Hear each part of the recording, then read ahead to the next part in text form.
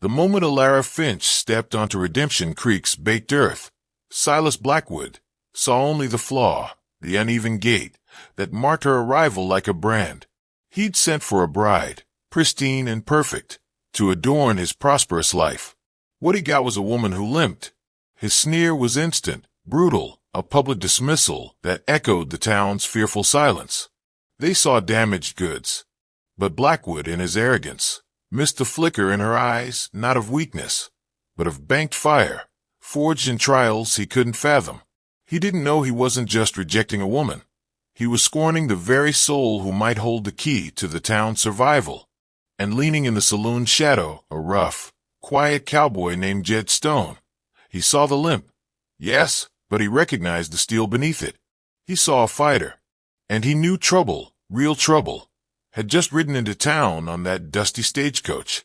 The sun lorded over Redemption Creek, a merciless tyrant bleaching the wooden storefronts and drawing shimmering heat ghosts from the wide, empty street. For Alara, the air itself felt different here, thin, watchful, heavy with unspoken judgments.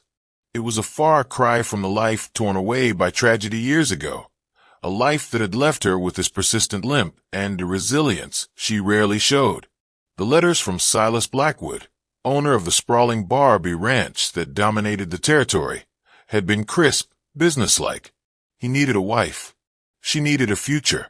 The photograph she'd sent showed her seated, her injury concealed, a small deceit, born of a desperate hope for a place where her past wouldn't dictate her present. She craved a life built on contribution, not compensation for perceived flaws. Redemption Creek didn't seem inclined to offer it, as the stagecoach rattled away, leaving her solitary figure in a cloud of dust. Faces materialized in windows, conversations halted mid-sentence. Eyes followed her, dissecting the slight drag of her left foot, the careful way she balanced her worn valise. Whispers rustled like dry leaves, critical, appraising. This town, carved from harsh land, valued strength and conformity above all else. Standing out, especially with the visible imperfection, was like painting a target on your back. Even before Blackwood appeared, Alara felt the weight of scrutiny. She instinctively noted the layout of the street, the positions of the few onlookers, the potential exits, old habits from a time when awareness meant survival. Silas Blackwood emerged from the mercantile, not walking, but commanding the space. He was a monument to frontier success, tailored vest, gleaming silver buckle, boots polished to an impossible shine. Prosperity clung to him like expensive cologne. He radiated an unshakable certainty in his own importance, the self-appointed king of this dusty patch of earth. His gaze swept over Alara, sharp and quick, an inventory rather than a welcome. It snagged, predictably, on her uneven stance. The warmth she'd nervously anticipated curdled into ice. Disappointment radiated from him, cold and sharp as a winter wind. Across the street, half concealed by the shade of the saloon porch overhang, Jedediah Stone watched it all. He was a man more comfortable with the vast silence of the range than the petty dramas of town. Lean, weathered, dust clinging to his worn clothes, he blended into the shadows, observing. He'd seen Blackwood's peacock strut before, seen the way the man wielded his wealth like a weapon. He'd seen hopeful souls arrive on that stagecoach, and broken ones depart. Now he watched Alara. He noted the faint tremor in her hands clutching the valise, quickly stilled. He saw the determined lift of her chin as she faced the scrutiny, the brief flicker of hope in her eyes extinguished by Blackwood's glacial stare. Jed rarely interfered in town affairs, but something about her quiet defiance, the way she held herself despite the obvious disadvantage, resonated with him. It wasn't fragility he saw. It was containment, like a tightly coiled spring. He recognized the look of someone who'd faced down worse than the rich man's scorn. Blackwood halted several feet away, deliberately making her close the distance.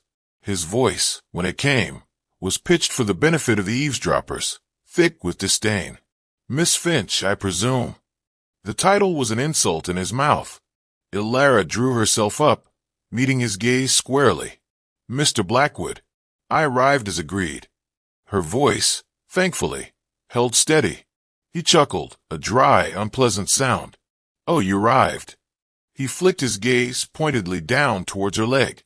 Pity the correspondence neglected to mention certain impediments. The word hung there, heavy and ugly. A wave of heat washed over Alara's face. Pure, unadulterated humiliation. She could feel the town's collective stare pinning her like a butterfly to a board. I sustained an injury some years ago, Mr. Blackwood, she said, forcing her voice to remain level calm. It affects my walking, yes, but not my capacity for work, nor does it define my character. Blackwood scoffed, folding his arms across his chest, a picture of offended propriety. Character, Miss Finch, is often reflected in physical wholeness. The mistress of the bar must project strength, perfection. My position, my associates, they demand a wife without noticeable defects. He savored the cruelty. You misrepresented yourself. Our agreement is hereby terminated. A collective intake of breath from the onlookers. Someone muttered, harsh. A woman nearby pulled her child closer. Blackwood's casual brutality was chilling, even for Redemption Creek. The ground seemed to drop away beneath Alara. Stranded, exposed, publicly shamed. The carefully constructed hope for a new life shattered into 1,000 pieces. Tears stung her eyes, but she forced them back with fierce pride. She would not weep for his amusement. You advertised for a wife and partner, Mr. Blackwood, not livestock to be judged on its gait. She countered. The fire Jed had glimpsed sparking in her voice. My ability to manage your home, to offer companionship, isn't measured by the angle of my foot. Your vanity is breaking your word, sir. Blackwood's face flushed crimson. Vanity. I call it maintaining standards. A concept clearly beyond your understanding. You are unsuitable. He turned his back on her, a gesture of utter contempt. Find your own passage out of my town. Don't expect charity here. He strode back towards the mercantile, leaving Alara standing alone in the oppressive heat, the silence broken only by the creak of the saloon doors as onlookers retreated from the uncomfortable scene. Jed Stone watched Blackwood's retreating back, then looked again at Alara. She stood ramrod straight, her small valise clutched tight, refusing to crumple under the weight of the rejection and the town's cold shoulder. Alone, yes, but not broken. Not yet. Jed pushed himself away from the pillar, melting back into the deeper shadows of the stable nearby. He knew men like Blackwood. Their pride was a fragile, dangerous thing. This wasn't over. Not by a long shot. What future could there possibly be for her now? Penniless, and marked by the disdain of the most powerful man for miles around. The following hours were a slow, brutal education in the reach of Silas Blackwood's influence. Alara, gathering her frayed dignity, sought a room at the town's only hotel. Mr. Henderson, the proprietor, wrung his hands, sweat beading on his forehead despite the shade of his lobby. Awfully sorry, ma'am, completely full up. Unexpected rush. His eyes skittered nervously towards the street, clearly terrified of being seen associating with Blackwood's reject. The lie was thin as dust motes in the air. Next, the boarding house run by Widow Gable, a woman whose stern demeanor promised little warmth even on a good day. Today it was glacial. No vacancies, she stated flatly, eyeing Alara's limp, especially not for those stirring up trouble. The message was hammered home. Defy Blackwood, even passively, and you become invisible, unwelcome, a pariah. Finding work proved equally futile. The mercantile owner suddenly had no need for help stocking shelves. The saloon keeper, a man with eyes as hard as currency, laughed outright when she inquired about washing floors or cleaning tables. Wouldn't want to upset Mr. Blackwood's delicate sensibilities by having you underfoot, missy, he sneered, turning away. Each refusal was another blow, chipping away at the resolve she clung to so tightly. Her meager savings, carefully hoarded, had been decimated by the long stagecoach journey. There was no going back, but going forward seemed impossible without a foothold, however small. As the sun began its slow descent, painting the sky in fiery strokes of orange and deepening violet, Elara found herself drawn to the livery stable at the less populated end of town. The earthy scent of hay, horses, and worn leather felt blessedly familiar, a faint echo of a life before everything changed. Exhaustion, both physical and emotional, finally washed over her. She sank onto an overturned water bucket just outside the wide stable doors, her valise a lead weight in her lap. The rough wood dug into her palms. Alone, truly alone now, the tears she'd fought so hard against began to well up. Tears of frustration, fear, and the bitter taste of injustice. Just then, Jedediah Stone emerged from the stable's cool, shadowed interior, leading a sweat-streaked roan. He stopped when he saw her huddled figure, her shoulders shaking almost imperceptibly. His gaze took in the scene, the slumped posture, the desperate clutching of the valise, the unshed tears glistening in the fading light. He didn't offer empty words of comfort or pity she wouldn't welcome. Instead, he gave a curt nod to the stable owner, Barlow, a leathery man perpetually chewing tobacco. Barlow. Jed's voice was low, pitched just for the owner. This lady needs a dry spot for the night. That empty corner stall. Fresh straw. She won't cause no bother. Barlow hesitated, spitting a stream of tobacco juice nervously towards the main street. Now, Jed. Blackwood, he ain't gonna like it. Reckon he won't, Jed replied evenly, his voice unchanged but carrying an unmistakable weight. She stays tonight. On my account. It wasn't a request. Jed Stone didn't throw his weight around often, but when he did, people tended to listen. He had a reputation, quiet but solid, built on competence and a certain unpredictable streak that made folks wary of crossing him. A different kind of power than Blackwood's bluster. Barlow sighed, wiping his mouth with the back of his hand. All right, Jed. Tonight only. Backstall there. But tell her to keep low. He shuffled off towards the tack room, pointedly ignoring Elara. Jed turned back to Elara. He simply inclined his head towards the designated stall. Best get settled before dark falls proper. No explanation, no questions.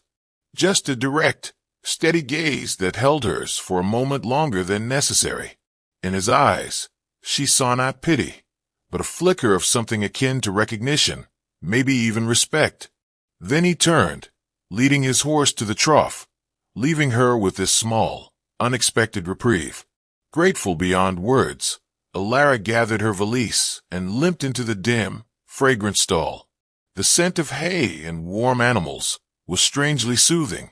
She cleared a space in the mound of clean straw, sinking down onto it, pulling her threadbare shawl tightly around her as the desert air rapidly cooled. Safety, however temporary and grudging, was a blessing, but the reprieve felt fragile. Blackwood's shadow stretched long, even here at the edge of town. Later, shielded by the growing darkness, Elara drew out a small, tarnished silver locket she wore hidden beneath her dress. Flipping it open, she gazed at the faded miniature portraits inside. A man with a serious brow, a woman with kind, knowing eyes. Her parents, lost in the same accident that had shattered her leg and her world. Managing alone afterward had forced her to learn skills far beyond hearth and home. How to track, how to read the land, how to mend more than just cloth. She traced their tiny faces, a wave of old grief washing over her, quickly followed by a surge of familiar determination. She had survived worse than Silas Blackwood. She would survive this. Unseen, near the stable entrance, Jed paused his rounds. He saw the locket, the brief softening of her features, swallowed by resolve. He'd noticed earlier, during the confrontation, how her gaze wasn't just scanning faces, but assessing the environment, angles, distances, potential cover. Even in her distress, the instincts were sharp. She wasn't just a rejected bride. She was something more. He thought briefly of another time, another place, where quiet strength was mistaken for weakness, with tragic results. A flicker of old anger tightened his jaw before he consciously relaxed it. He turned and faded back into the night. Blackwood wouldn't let this humiliation stand. The rancher considered the town his personal property, and Elara Finch was now a weed in his garden. Jed himself an unwelcome fence post protecting it. Trouble wasn't just brewing. It was simmering, ready to boil over. The fragile truce brokered by Jed's quiet authority couldn't hold indefinitely against Silas Blackwood's bruised ego. Days bled into a week. Elara, determined not to be idle, made herself useful around the livery. She had a knack for soothing skittish horses, her touch gentle but firm. She mended tack with neat, strong stitches. She pointed out a patch of poisonous jimsonweed growing near the fence line before any livestock could graze it, earning a grudging nod from Barlow, who admitted, "Girl knows her plants. Gotta give her that." She remained quiet, keeping mostly to the sanctuary of the stable, but her very presence in Redemption Creek was a festering splinter in Blackwood's pride. His displeasure began to manifest more directly. Pike and Shank, Blackwood's favorite enforcers, burly, unpleasant men who moved with the casual menace of dogs confident in their master's protection, started making excuses to loiter around the livery. They wouldn't lay a hand on her, not yet, but their presence was a constant, low-grade threat. They'd lean against posts near her stall, their eyes lingering insultingly, making loud, pointed remarks about crippled baggage and women needing to learn their place. The comments were aimed like stones, meant to wound and intimidate. Elara met their sneering gazes, refusing to show fear, though inside, a cold dread coiled. She kept her hands busy, often gripping curry comb or a mending needle until her knuckles turned white. Jedediah Stone often seemed to be nearby when Pike and Shank made their appearances. He never directly confronted them, never exchanged a word. He'd be methodically cleaning a saddle, inspecting a hoof, his movements unhurried, almost casual. Yet, his stillness radiated a quiet vigilance. His presence acted like a silent leash on the two Barbie hands. They'd posture and spit, but under Jed's unwavering, assessing gaze, their taunts remained verbal. He knew they were testing the waters, probing for weakness, reporting back to Blackwood. After one particularly ugly exchange, where Pike made a crude comment about her limp, Jed found Elara later, vigorously scrubbing a water bucket long after her chores were done, her back rigid with suppressed anger. He didn't comment on the incident. He simply placed a clean canteen and a small, wrapped parcel of dried fruit and jerky beside her. "Need to keep your strength up," was all he said, his voice low, before turning back to his own work. The unexpected kindness, the practical gesture, pierced through her defenses more effectively than any threat. She looked at his retreating back, a confusing mix of gratitude and wary curiosity swirling within her. Why was this quiet, solitary man extending her this silent protection? Jed, for his part, recognized the pattern. Blackwood was a bully who enjoyed tormenting those he perceived as weaker. He'd seen men like him before, men who used intimidation and petty cruelty to feel powerful. Jed had his own reasons for despising bullies, reasons buried deep beneath his quiet exterior, rooted in a past he rarely spoke of. Watching Elara face the harassment with such contained fortitude stirred something protective in him, alongside a grudging respect. The escalation arrived, as Jed suspected it would, disguised as petty spite. One morning, Elara found a small bundle of herbs she'd been carefully drying near her stall, common plants she'd gathered for minor aches, just for her own use, scattered and trampled into the dirt. Nearby, Pike and Shank were sharing a crude joke, glancing her way with smug satisfaction. It was a small violation, but deeply personal. It felt like a warning. Nowhere was safe. Nothing she possessed was beyond their reach. Later that day, Pike cornered her near the rear fence line while she was checking a loose board. "Still here," he drawled, blocking her path, bigger and more menacing up close. "Mr. Blackwood's patience is wearing thin. Accidents happen out here, you know, especially to folks who don't belong." He leaned in, invading her space. Maybe a fall in the dark, or a spooked horse kicking out. Ilara stood her ground, refusing to be intimidated, though her heart hammered against her ribs. I haven't wronged your employer. He broke his contract with me. Any shame lies with him. Pike laughed, a harsh, barking sound. Shame? Blackwood don't feel shame. He feels inconvenienced, like grit in his boot, and he always gets rid of the grit, one way or another.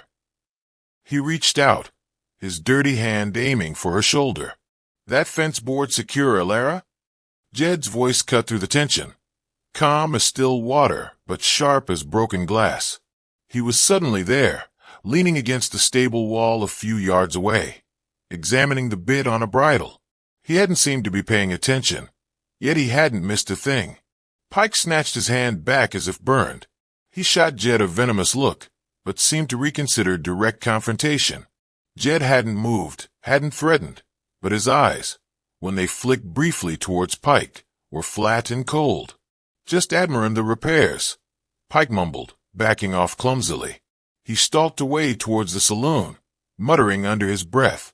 Ilara let out a shaky breath, the adrenaline leaving her hands trembling.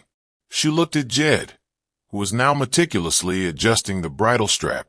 He wouldn't have. She started, unsure what she meant. Jed finally looked at her directly, his expression serious. Wouldn't bet on it, he said quietly. Blackwood's getting impatient. He expected you to run, since you didn't, he'll push harder. He paused, his gaze searching her face. You need to be careful. Watch your back, not just from them. The implication hung heavy in the air. Blackwood wouldn't stop at harassment. The game was changing, becoming more dangerous.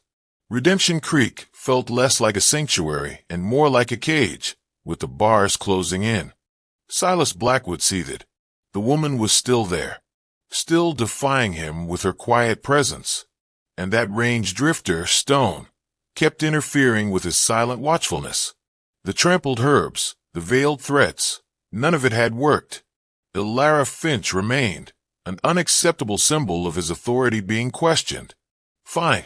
If subtle pressure failed, perhaps a more public, undeniable accusation would finally drive her out and discredit anyone foolish enough to defend her. He summoned Sheriff Coffey, a man whose ambition far outweighed his integrity, and whose comfort depended heavily on Blackwood's continued goodwill. Along with Pike and Shank, they marched towards the livery stable mid-afternoon, timing their arrival for when Barlow and several other townsfolk were present. Ilara was grooming Jed's roan, her movements calm and practiced. Ilara Finch. Coffee boomed, striding into the stable, chest puffed out. Got a serious complaint against you. Theft. Ilara froze, curry comb hovering over the horse's flank.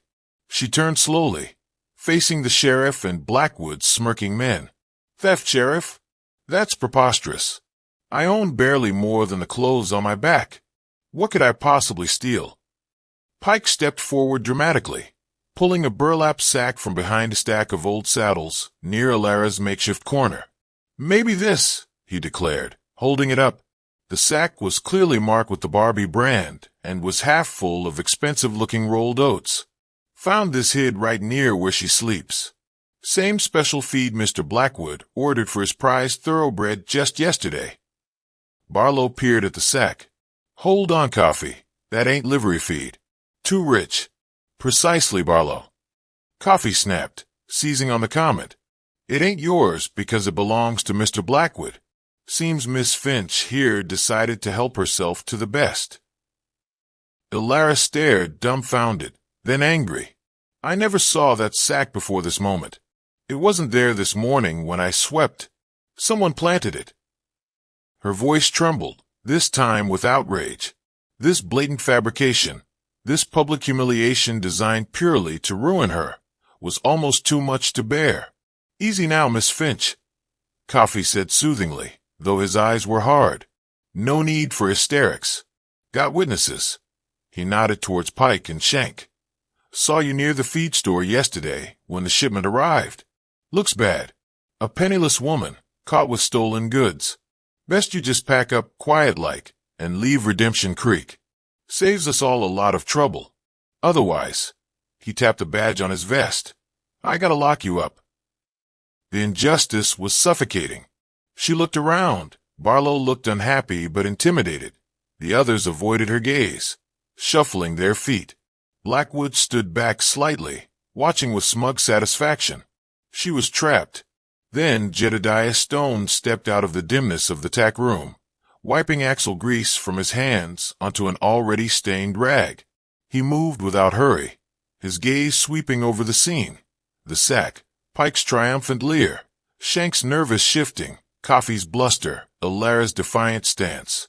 "Sheriff," Jed said, his voice calm, conversational. "Curious thing, that sack." Coffee rounded on him. "What's curious, Stone? Looks like theft to me. Plain and simple." Jed ambled closer, stopping beside the oats. He crouched, examining the burlap. "Well," he drawled, drawing the word out. "This tear here, down low." He pointed with a greasy finger to a small, ragged rip near the bottom seam. "Looks like it snagged recently. Maybe on something sharp, like that busted hinge on the corner post, where Pike likes to lean." Pike stiffened, his smirk faltering. He instinctively glanced at the post behind him. Jed straightened slightly, his eyes scanning the thick dust on the floor around the sack. "And these prints, see 'em?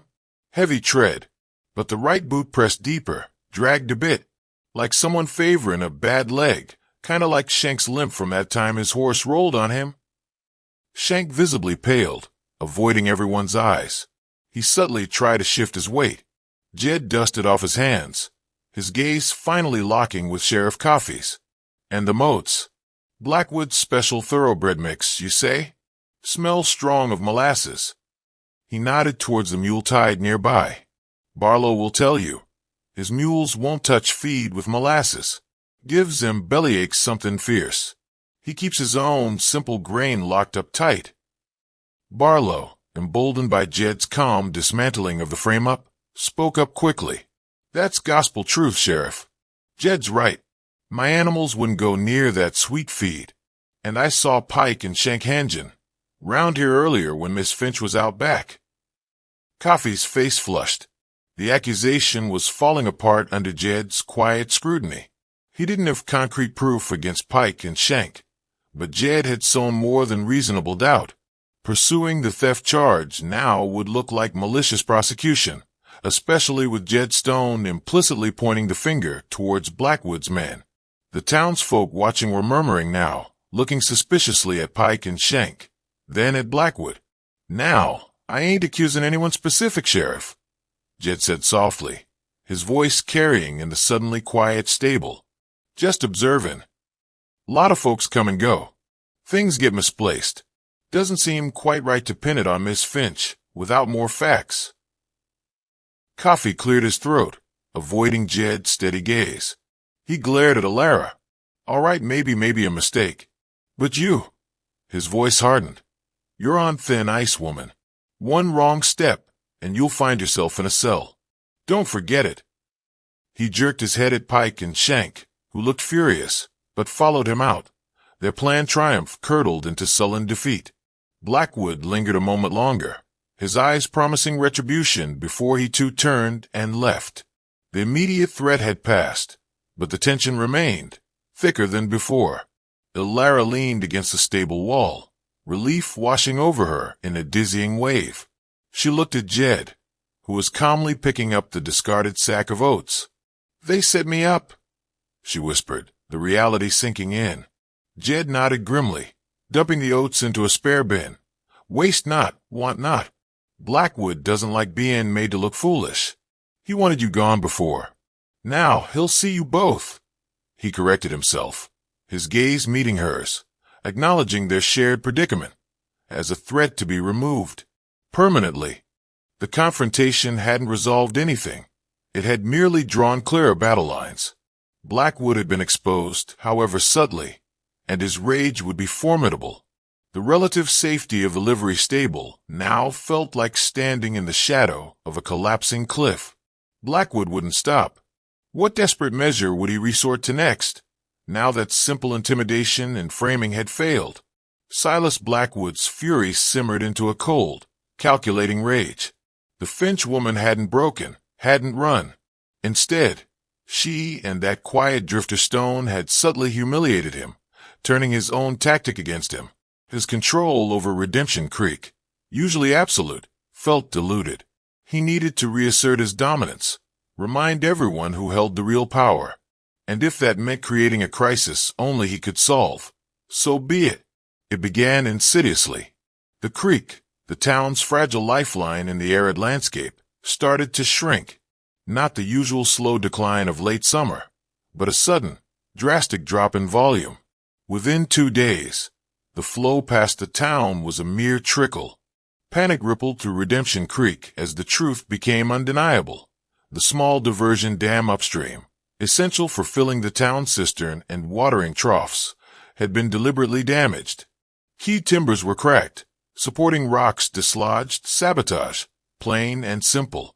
Water, already precious, became desperately scarce. Enough for drinking, perhaps, if rationed carefully, but livestock suffered, gardens withered, and fear began to parch the town's spirit even faster than the sun baked the land.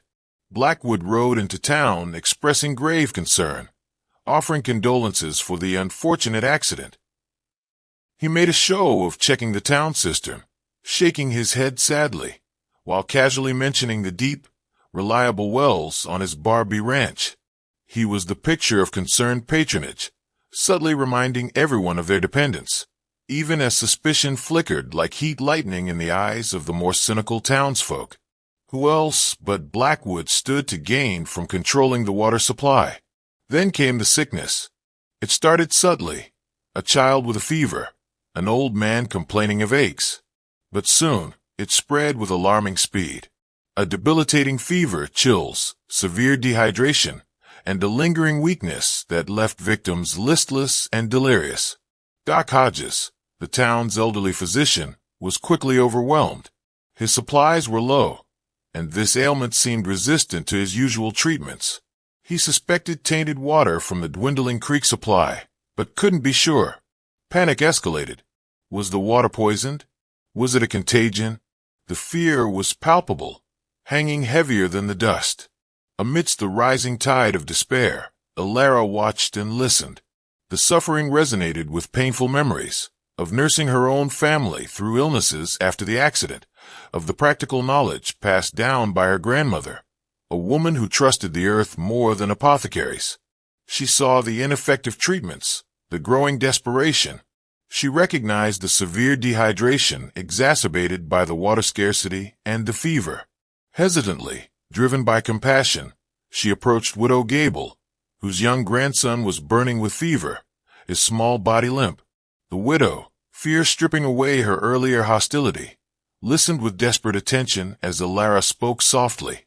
She suggested cooling compresses soaked in yarrow tea to lower the fever, a brew made from willow bark shavings to ease the body aches, and sips of carefully boiled water mixed with a pinch of salt and sugar to combat the dangerous dehydration. Seeing no other hope, the widow agreed. Working quietly in the widow's small, clean kitchen, Alara moved with practiced efficiency. Her hands, steady and sure, washed roots, crushed leaves, measured herbs. Her limp was forgotten, overshadowed by the focus in her eyes. She prepared the willow bark tea, the yarrow infusion, explaining calmly how to administer them. Within 24 hours, the boy's fever broke. He sipped the tea and managed to keep down a little broth. It wasn't a miracle, but it was progress. Word traveled faster than the sickness itself. One by one, then in a small, anxious stream, other families sought her out. Mrs. Henderson, the hotel keeper, her face etched with worry for her daughter. Barlow, the livery owner, his gruff exterior crumbling with concern for his ailing wife. Alara went where she was needed, offering not miracle cures, but practical, traditional remedies and common-sense care. She showed mothers how to make the simple rehydration solution, how to keep patients cool, how to recognize dangerous signs. Her calm competence, her quiet empathy, became as much a part of the treatment as the herbs themselves. The townsfolk, particularly the women who had once shunned her, began looking at her with a mixture of astonishment and profound gratitude. The crippled woman was becoming their unexpected lifeline. Jedediah Stone, meanwhile, trusted his instincts over Blackwood's public pronouncements. The dam's sabotage felt too convenient, too perfectly timed with Blackwood's renewed anger. While the town fretted, Jed rode out, following the dwindling creek bed upstream, his eyes scanning the terrain. He dismounted well away from the damaged dam, approaching stealthily through the scrub. The scene told a clear story to his experienced eyes. Multiple sets of heavy boot prints, careless in their haste. Rocks displaced with brute force. And then he found them. Near the fractured timbers, partly concealed beneath a mesquite bush, lay a heavy, industrial crowbar, identical to those favored by the Barbie fence crews. A few feet away, snagged viciously on a splintered piece of wood, fluttered a small, damning piece of dark blue fabric, the exact color and rough weave of the shirts Pike and Shank wore like uniforms. Jed examined the evidence, his face grim. Not enough to sway Sheriff Coffey, perhaps, but enough for Jed. Blackwood hadn't just targeted Alara. He deliberately attacked the entire town, manufacturing a crisis he likely planned to solve later, cementing his control through fear and manufactured dependency. The man's ruthlessness was absolute, his arrogance boundless. He'd risked lives for power. Returning to Redemption Creek under the cloak of twilight, Jed sought Alara. He found her leaving the Henderson house, looking utterly exhausted but resolute. Mrs. Henderson stood in the doorway, clutching Alara's hand, tears of relief streaming down her face.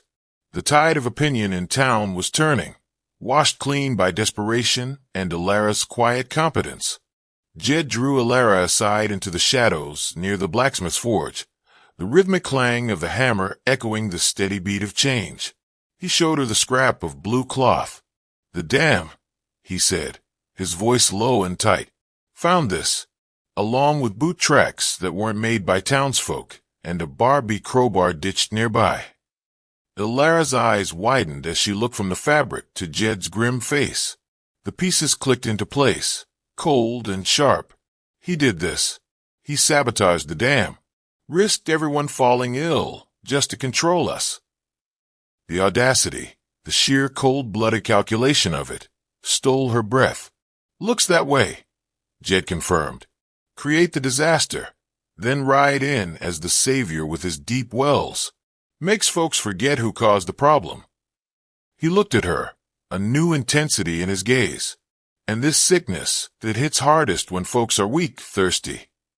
He paused, then added quietly, "That willow bark tea you use, my grandmother swore by it. Learned its use from her Cherokee mother." He rarely spoke of his past, or his mixed heritage. The shared knowledge, the echo of ancestral wisdom, forged a new, deeper connection between them, unspoken but strong. This was it, the turning point. Blackwood, blinded by arrogance, had critically miscalculated. His attempt to crush Alara had inadvertently revealed her greatest strength. His manufactured crisis had created the stage for her quiet heroism. And now, Jed held the physical proof of his treachery. The rejected bride, now the town's healer, and the watchful cowboy held the truth. But Blackwood still held the power, the influence, the sheriff. Exposing him wouldn't be easy, and it would certainly be dangerous. He wouldn't allow his carefully constructed empire to be dismantled without a fight. A final, desperate confrontation loomed, promising to either save Redemption Creek or destroy it completely. Silas Blackwood felt the ground shifting beneath his polished boots. The water crisis hadn't brought the townspeople begging to his door. Instead, it had turned them towards Alara Finch. Her quiet competence with herbs and common sense was achieving more than Doc Hodges' dwindling supplies, earning her whispers of gratitude instead of the scorn he'd intended. Worse, he caught the way Jedediah Stone looked at him now, no longer just watchful, but with a dangerous certainty. Stone knew. Blackwood felt it in his bones. The drifter likely knew about the dam, about Pike and Shank's clumsy work. It was time for a final, decisive move to eliminate both the woman and the drifter, and reassert his absolute authority before it crumbled completely. He waited for the emergency town meeting called in the sun-baked square before the sheriff's office. Nearly everyone was there, faces drawn with worry over the dwindling water and spreading sickness. Blackwood let the anxiety fester, listening impatiently as Doc Hodges confessed his limitations and Sheriff Coffey offered empty assurances. Then, projecting an aura of grave authority, Blackwood stepped into the center of the tense gathering. "Friends, neighbors," his voice boomed, laced with expertly crafted sympathy. "We face a terrible trial. Water is scarce. Sickness weakens our families." He paused dramatically, letting his gaze sweep across the anxious faces. In times like these, desperation can lead us down dangerous paths, make us trust foolishly.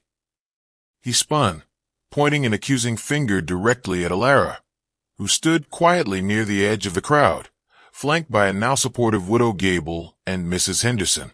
This woman, she arrived under a cloud of deceit, rightly rejected for her shortcomings.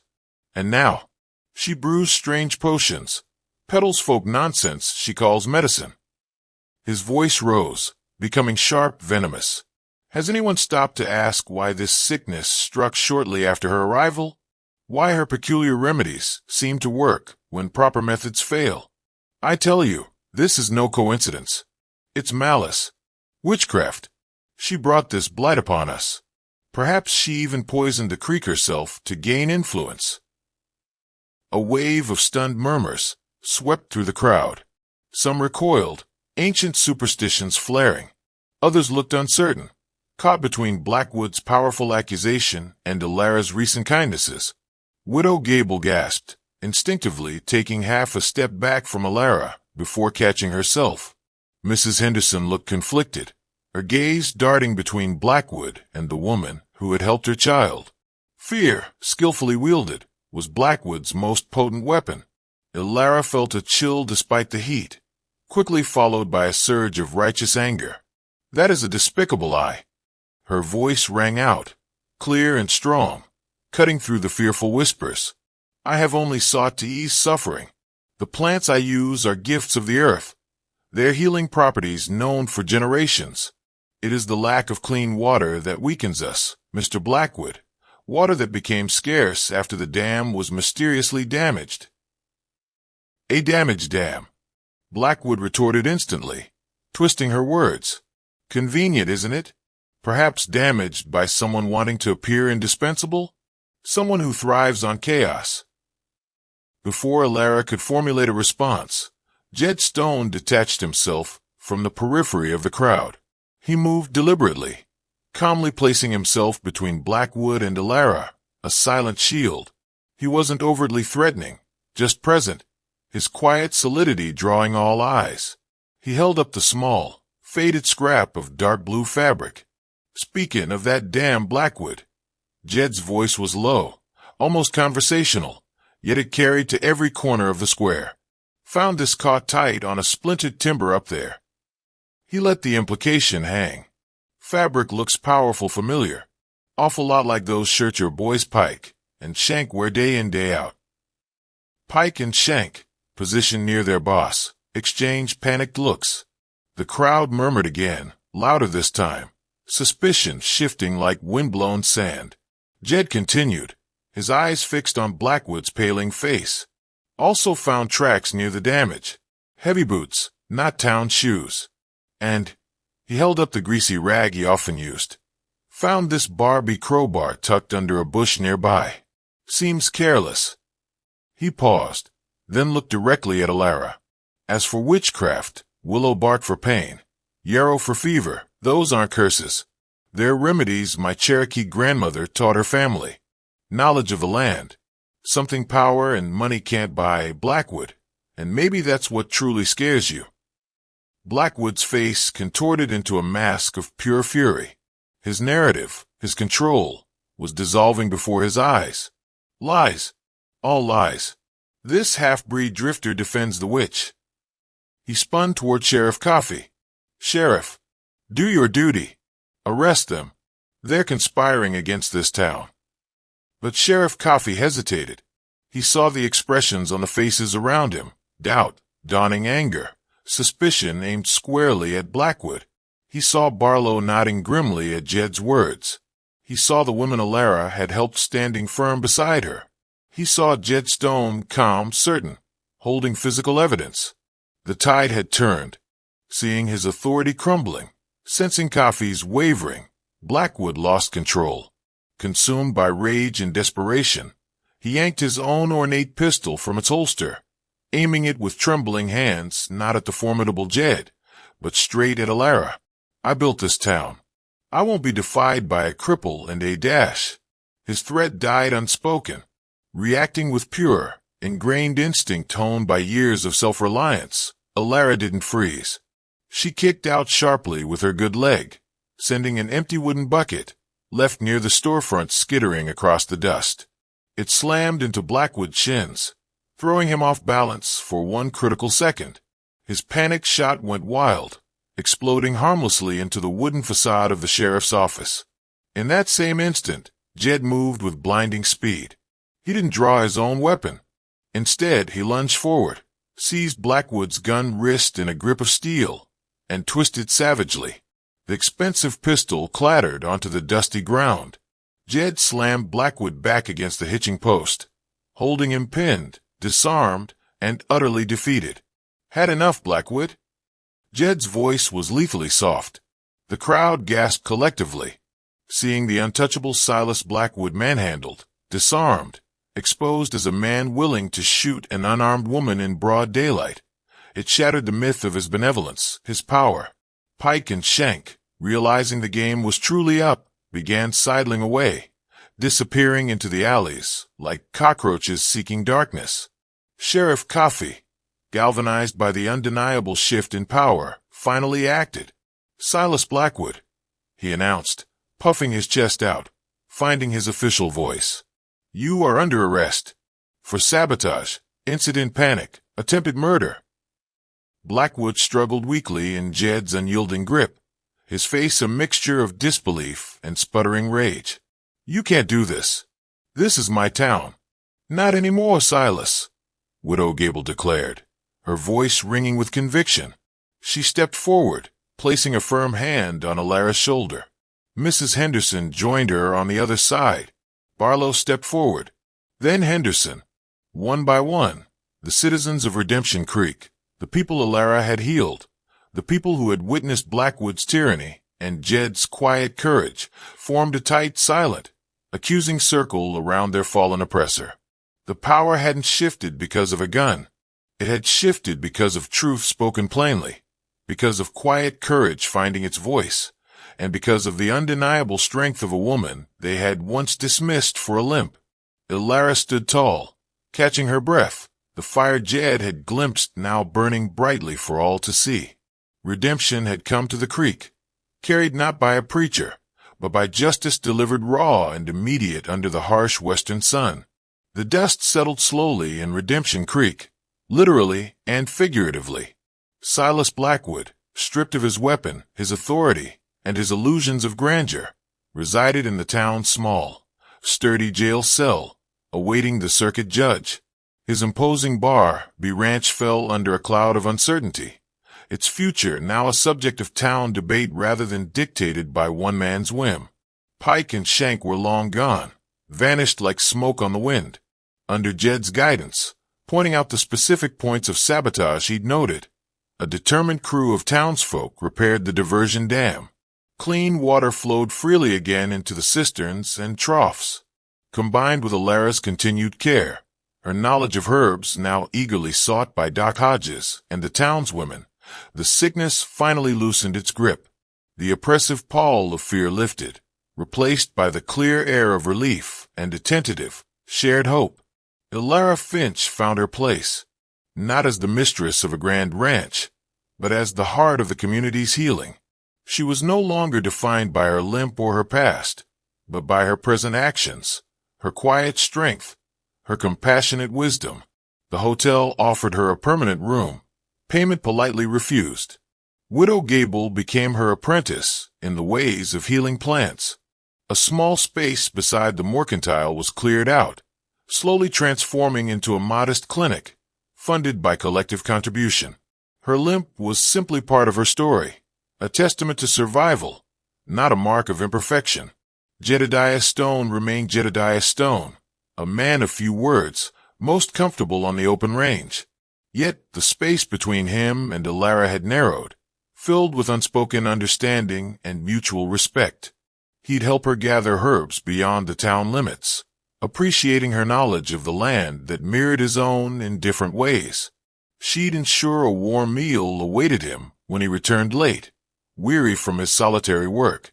No grand pronouncements echoed in the saloon. No vows were exchanged beneath the vast, starry sky. But a quiet bond existed, strong and resilient, between the rough cowboy who looked past the surface and the woman whose inner fire had illuminated the darkness, threatening to consume Redemption Creek. The town had found its redemption, not through pious words, but through the hard-won recognition of true worth, the courage to stand against tyranny, and the wisdom to see strength where others saw only flaws. The tale of the rejected bride who became a healer, and the quiet cowboy who stood by her side, became woven into the fabric of Redemption Creek's story, a dusty trail legend reminding folks that in the untamed West, true grit often lay hidden, waiting for the right moment, or the right person, to see it blaze forth. Peace settled over the town, hard-earned and precious, promising a future built on shared resilience under the watchful western sky.